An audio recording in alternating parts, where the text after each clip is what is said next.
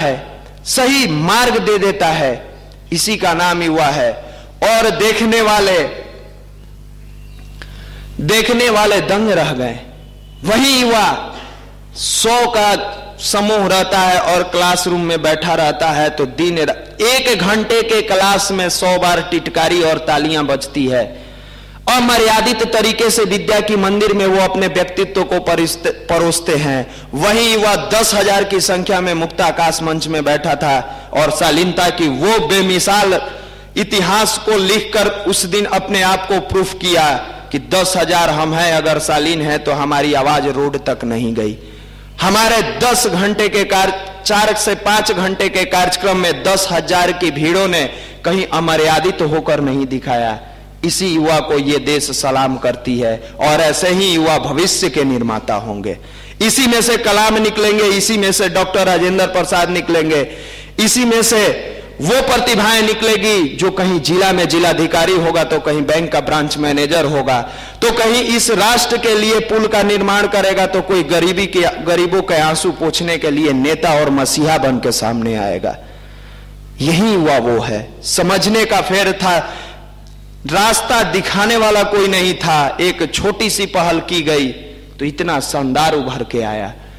इसी युवाओं के लिए तो ये अपना मिशन प्रज्ञा युवा प्रकोष्ठ आज समर्पण के साथ ये दुनिया इंतजार कर रही है कि आपने सफल कार्यक्रम तो किया, अब अपनी जिंदगी को सफल बनाकर उस दुनिया के सामने ये बेमिसाल पेश करना है कि हम शब्दों से नहीं, गुणों से, अपने आचरण से अपने कर्मों को प्रस्तुत करते हैं।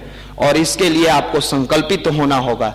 इसके लिए आपको गुरुवर के विचारों से हमेशा जुड़ा रहना होगा। बार बार कहते हैं मनुष्य अपने भाग्य का निर्माता स्वयं है, न कोई उसका भाग्य बना सकता है न बिगाड़ सकता है। विवेकानंद की लाइन है, कोई नहीं बना सकता है। इसी विवेक को सही रास्ता देने का जो कार्य करती है उसी का नाम स्वाध्याय है।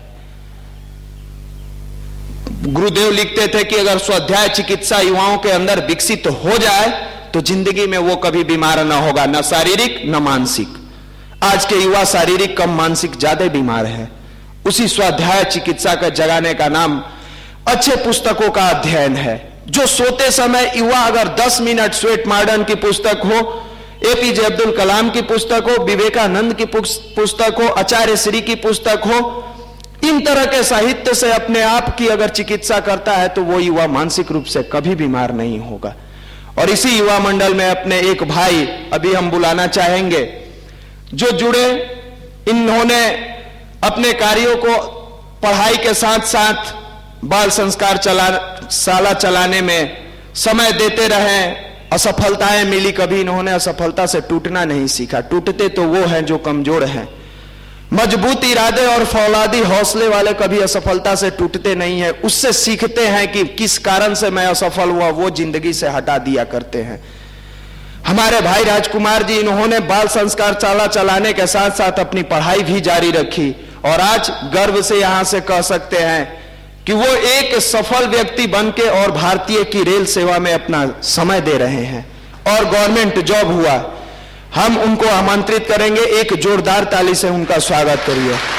भाई राजकुमार जी बताएंगे कि कैसे अपना युवा मंडल सफल बनाता है संस्कार शाला में समय देते देते युवाओं को। आप गरीबों के लिए समय दीजिएगा। एक पुराना गाना था, गरीबों की तू सुनेगा तेरा कोई और सुनेगा। जो दूसरों के बारे में सुनता है उसका पूरी दुनिया सुनती है। और इसी पर गुरुवर द्वारा लिखा गया है, औरों के हित जो जीता है, औरों के हित जो मरता है, उसका हर आंसू रामायण, प्रत्येक कर्म ही गीता है। उसको कहीं गीता पढ़ने की जरूरत नहीं है। भाई राजकुमार जी